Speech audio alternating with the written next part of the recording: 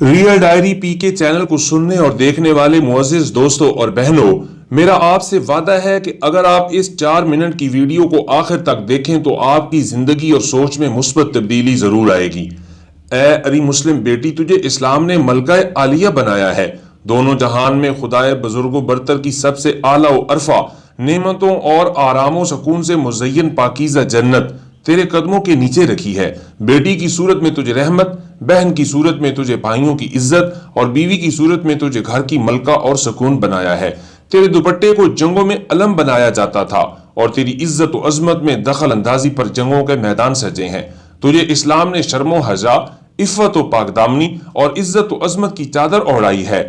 ایک مسلم بیٹی کا نقاب اتارنے پر رسول خدا صلی اللہ علیہ وسلم نے جنگ کا حکم دیا تھا، لیکن پھر کفار کی معافی مانگنے پر انہیں مدینہ سے جلا وطن کر دیا تھا۔ اسلام نے تیری آواز کو بھی شرم و حیا بخشی ہے اور تیرے چہرے کو بھی باپردہ رکھنے کا حکم دیا ہے۔ اسلام نے تجھے محنت و مشقت سے کمانے والا نہیں بلکہ آرام و سکون سے گھر کی رونق، گھر کا تاج اور گھر کی ملکہ بنایا ہے۔ اسلام نے تجھے بازاروں اور شباب و کباب کی محفلوں کی زینت نہیں بلکہ خاتون جنت فاطمۃ الزہرا رضی اللہ تعالی عنہا کا پیروکار بنایا ہے۔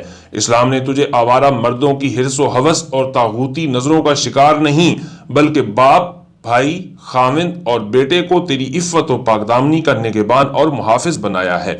قرآن مقدس میں فرمان الہی ہے کہ اے نبی صلی اللہ علیہ وسلم، اپنی بیویوں سے اور اپنی صاحبزادیوں سے اور مسلمانوں کی عورتوں سے کہہ دو کہ وہ اپنے اوپر اپنی چادریں لٹکا لیا کریں۔ اس سے بہت جلد ان کی شناخت ہو جایا کرے گی، پھر نہ ستائی جائیں گی، اور اللہ تعالیٰ بخشنے والا مہربان ہے۔ میرا یہ پیغام ہے ساری دنیا کی مسلم بیٹیوں کے لیے اور خاص کر پاکستانی مسلم بیٹیوں کے لیے اور خصوص بالخصوص کنول آفتاب صاحبہ کے لیے، کیونکہ وطن عزیز کی ہزاروں نہیں بلکہ لاکھوں مسلم بیٹیاں کنول آفتاب صاحبہ کی فالوورز ہیں۔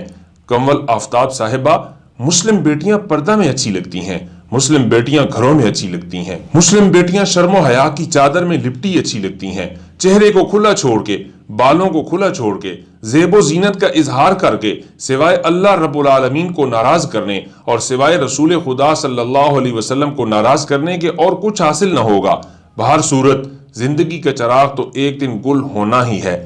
زندگی موت کی امانت ہے۔ اگر قرآن مقدس پر عمل نہ کیا ہوگا تو جب زندگی کا سورج غروب ہوگا تو سوائے حسرت و مایوسی اور سوائے ندامت و شرمندگی کے اور کچھ حاصل نہ ہوگا۔ اللہ رب العالمین نے زیب و زینت کو چھپانے کا حکم دیا ہے، لیکن آج عورت کی عزت تار تار ہے۔ بنت حوا کو جھوٹے حقوق نسواں کے نام پر کھلونا بنایا جا رہا ہے۔ دفاتر، دکانوں، منڈیوں اور بازاروں میں بنت حوا رلتی ہوئی نظر آتی ہے۔ جوتا بیچنا ہو تو اس کے ساتھ بھی بنت حوا کی تصویر لگی نظر آتی ہے۔ اسلامی معاشرے اور اسلامی سماج کو کیا ہوا؟ بنت حوا اتنی سستی تو کبھی نہ تھی۔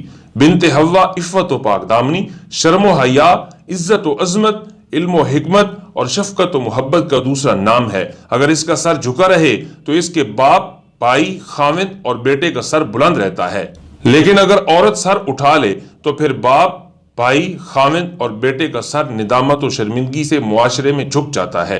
اپنی رائے کا اظہار کمنٹ سیکشن میں کر کے مزید اس طرح کی سچائی اور حقیقت سے باخبر رہنے کے لیے ریئل ڈائری پی کے چینل کو سبسکرائب کرنا نہ بھولیں۔